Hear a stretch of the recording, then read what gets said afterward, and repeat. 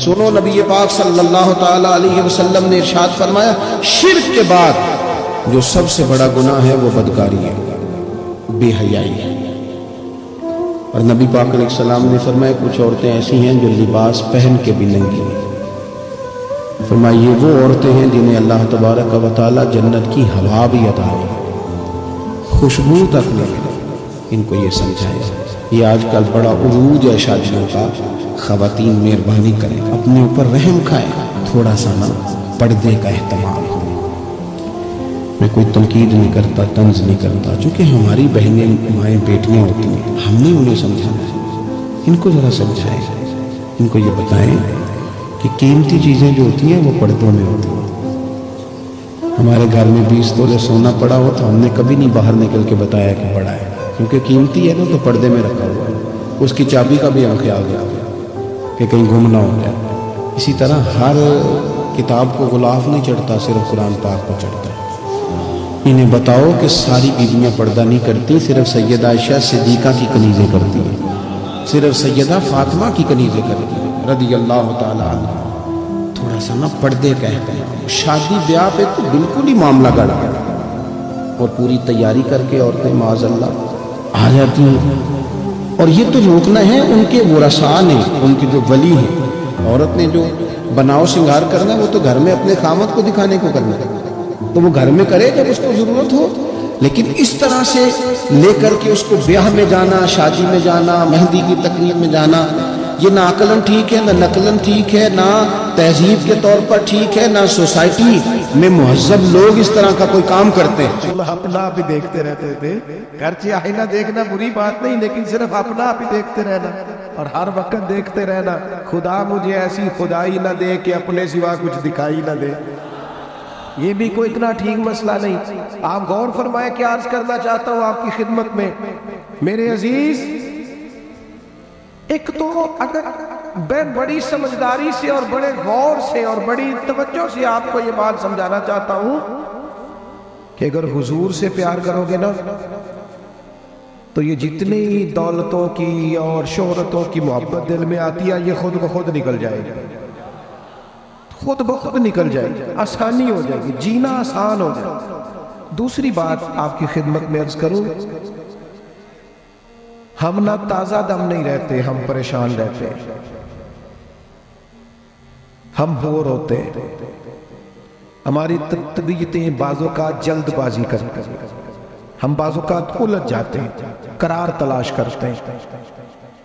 اس قرار کو تلاش کرنے کے لیے پھر بعض لوگ الٹی سیدھی موویز دیکھتے ہیں، بعض لوگوں کا خیال ہے کہ شاید میں کوئی لطیفہ سنوں گا تو معاملہ ٹھیک ہو، پھر اس کا نتیجہ بھی نکلا ہے لطیفے سننے کا۔ اب لطیفے سنانا بھی اتنا بڑا کام ہو گیا ہے کہ مولوی ہے پگڑی داڑھی والا لیکن اس کے نام کے نیچے لکھا فنی مولوی۔ خدا کے بندے، یہ سنجیدہ اسٹیج ہے، دیندار لوگوں کا کرنے کا کام ہے، آپ کیا کر رہے ہیں؟ مولوی بھی فنی ہوتا ہے، 6 معنی دار کہ ہمارا مزاج تھا ہر چیز شغل میلہ، ہر چیز ہنسنا الجھنا۔ میرے عزیز، ہم چونکہ سکون چاہتے تھے، کچھ نے ادھر ادھر کی مووی دیکھ لی، کچھ نے ہنس لیا، کچھ سیر کو چلے گئے، کچھ کا خیال تھا کھانے کھا لیں گے تو سکون آ جائے گا۔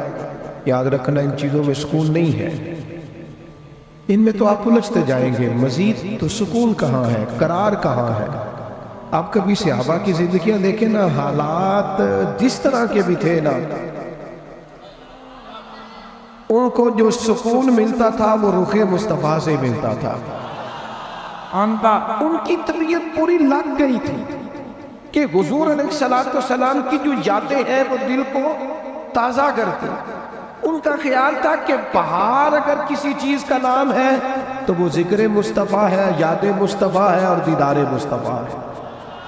اعلیٰ حضرت مفتی ہیں، فتویٰ دیتے ہیں، اعلیٰ حضرت مفسر قرآن ہے، کنز الایمان بذات خود ایک تفسیر ہے، ترجمہ ہی تفسیری ہے۔ اعلیٰ حضرت محدث ہیں، وہ جب احادیث مبارکہ کا حوالہ دیتے ہیں تو یوں لگتا ہے کہ جیسے بڑی گہری نظر ہے ان کی، راویان حدیث پر بھی، اصول پر بھی، اور حافظہ بھی مضبوط ہے حفظ حدیث کے لحاظ سے۔ ساری چیزیں ان کے پاس تھیں، لیکن وہ پتہ کیا کہتے تھے کہتے تھے یہ جو میرا دل چمکدار ہے نا، اور یہ جو میری طبیعت ہلکی پھلکی ہے، اس کی وجہ یہ ہے کہ ان کی مہک نے دل کے غنچے کھلا دیے۔ یہ میں نہیں آپ کو تقریر سنا رہا، میں تو جذبات کا اظہار کر رہا ہوں۔ ان کی مہک نے دل کے غنچے کھلا دیے ہیں۔ تو کیوں غنچے کھلا دیے؟ کہتے میرے نبی کا کمال یہ ہے کہ وہ جس راہ چل دیے ہیں کوچے بسا دیے، وہ جس راہ بھی چل دیے ہیں کوچے، حضور پر تھوڑا گزر جائے تو کام ہو جاتا ہے، قرار، سکون، سارے دکھ مٹ جائیں گے اگر دل حضور سے لگا لو گے، اگر محبتوں کا مرکز رسول پاک کو بنا لو گے۔ آپ دیکھیں احد کے میدان کے اندر کافر نے ایک بڑی عجیب سازش کی مسلمانوں کو پریشان کرنے کے لیے، اور بھئی آپ لوگوں کی وجہ سے اگر اتنے لوگ تکلیف میں ہیں تو آپ کو سمجھ جلدی سے بیٹھ جائے جلدی سے جی، فیصلہ کرنے میں اتنی دیر، اللہ آپ کو سلامت رکھے، بیٹھ جائیں جی، اب آپ کھڑے ہیں جناب آپ بھی بیٹھ جائیں، اللہ آپ کو برکت عطا فرمائے۔ اچھا ایک بندہ محفل میں کھڑا ہو جاتا ہے موبائل لے کے، اللہ انہوں سمجھنا چاہیے کہ باقی سارے ایپل بھی ہیں موبائل، خدا کے بندے آپ کی وجہ سے اتنے لوگ پیچھے اگر پریشان ہیں تو آپ کو سمجھنا چاہیے اس چیز کو۔ اللہ تعالیٰ آپ سب کو ہنستا اور مسکراتا رکھے۔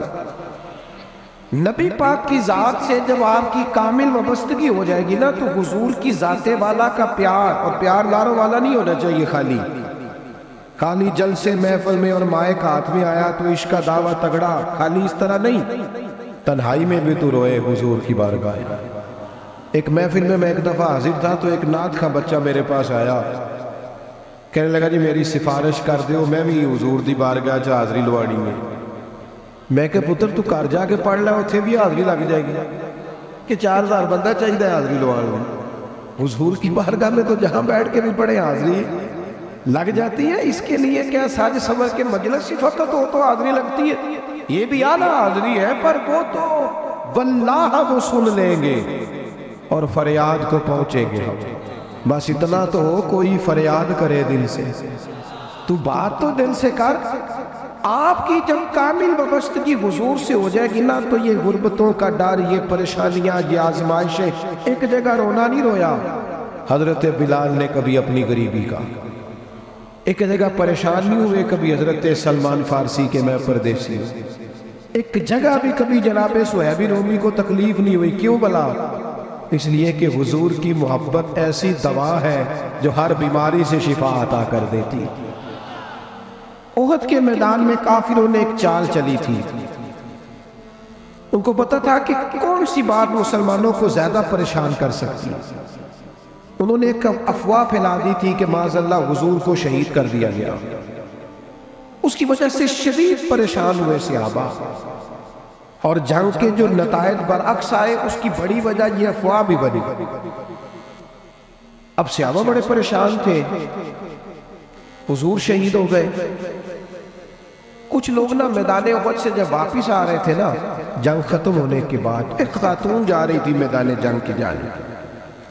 عورتیں اپنے مزاج کے لحاظ سے کمزور ہوتی ہے قلبی طور پر، اور بڑی خوبصورت بات لکھی ہے علماء نے، کہتے ہیں عورت کے دل میں درد زیادہ ہوتا ہے نا، پیار زیادہ ہوتا ہے، اور یہ جو وہ کمزور واقعہ ہوئی ہے اسے عیب نہ سمجھو، اسی لیے تو اللہ نے بچے کو پالنے کا ذمہ اس کا لگایا ہے کہ وہ شفقت زیادہ رکھتی ہے، محبت زیادہ رکھتی ہے، درد دل زیادہ رکھتی ہے، اس لیے جس درد سے وہ بچے کو پال لیتی ہے نا۔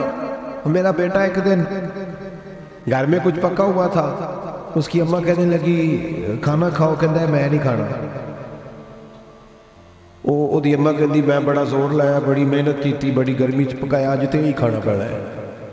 کہنے لگا میں نہیں کھانا، میں آرام سے کھانا کھا رہا ہوں۔ اب وہ ماں بیٹا بحث کر رہے ہیں، تھوڑی دیر گزر گئی تو مینوں کہندی تسی کیوں نہیں بول دے؟ میں کہا مینوں پتہ ہے کنے جیتنا ہے، تھوڑی دیر بعد کھلو جاؤ، مینوں پتہ ہے کنے جیتنا ہے۔ وہ بچہ اٹھ کے اندر چلا گیا، کہنے لگا میں نہیں کھاندا، تسی کھاؤ۔ وہ پھر 5 منٹ لگے تو وہ پکانا شروع کرتا جو بچہ کہہ رہے ہیں، تو میں کہا میں نے تو پتہ نہیں تھا نتیجہ کی ہے، تو اس بحث میں جانے کی ضرورت ہے، اس لیے کہ ماں اولاد کے سامنے ہمیشہ ہی ہار جاتی ہے۔ وہ اولاد کے سامنے جیت سکتی، وہ نہیں جیت سکتی نا، شفقت ایسی ہے۔ عورتیں مزاج کے لحاظ سے اللہ تعالیٰ نے نرمی دی ہوتی، اس کو عیب نہ جانا جائے۔ یہ اللہ تعالیٰ نے انہیں ودیت کی ہے چیز. تو خاتون جا رہی ہے میدان احد کی جانب، وہاں سے صحابہ آ رہے ہیں. تو خاتون پوچھتی ہے صحابہ سے حضور کا کیا حال ہے؟ تو ایک صحابی اپنے لہجے میں گویا کہنے لگے خبر مشکل ہے پر تجھے سنانی بھی ضروری ہے، اس جنگ میں تیرے بھائی کا انتقال ہو گیا ہے. بہن کے لیے اس سے بڑی بھی کوئی خبر ہوگی کہ بھائی کا انتقال ہو گیا. وہ خاتون نے یہ خبر سنی، اِنَّ لِلَّهِ وَإِنَّا إِلَيْهِ رَاجِعُونَ پڑھا، آگے گزر گئی. اگلے صحابی سے جا کے پوچھتی ہے حضور کا کیا حال ہے، اور بے چین ہے، دوڑی جا رہی. یہ میری بات کو سمجھے آپ، کسی ایک جگہ جب آپ کی محبت کا غلبہ ہوتا ہے تو پھر بعض غم لگتے ہی نہیں. آپ کی کیفیت ہی اور ہوتی ہے زندگی گزارنے میں. آگے بڑھی، ایک اور صحابی ملے، ان سے پوچھتی ہے حضور کا کیا حال ہے. تو کہنے لگے میرے پاس تیرے لیے ایک بڑی سخت خبر ہے، تیرے شوہر کا انتقال ہو گیا. اس نے تھوڑی دیر کے لیے خاموشی اختیار کی، اللہ کی رضا پہ راضی رہنے کے کلمات ادا کی اور آگے بڑھی. ایک اور شخص سے سوال، یہ ذرا سوچتے جانا، یہ خبریں اگر اچانک ملے، بھائی چلا گیا ہے، باپ چلا گیا، اس کو سوچنا، اپنے اوپر طاری کرنا، خدا نہ کرے ایسا. پر جب خبر ملے تو کیفیات کیا ہوتی ہیں. وہ خاتون آگے بڑھی تو ایک شخص اور ملا، پوچھتی ہے ذرا بتاؤ نا حضور کا کیا حال ہے. تو کہنے لگے میرے پاس تیرے لیے خبر ہے کہ تیرے والد بھی اس جنگ میں شہید ہو گئے. بیٹیوں کا تو میکا ہی باپ سے ہوتا ہے، ماں سے ہوتا ہے. والد چلے گئے. تھوڑی دیر کے لیے گردن جھکی، کلمات ادا کی، اور پھر پوچھتی ہے صحابی سے والد چلے گئے، بھائی چلے گئے، شوہر چلے گئے، مجھے بتاؤ کہ میرے نبی پاک کا کیا حال ہے.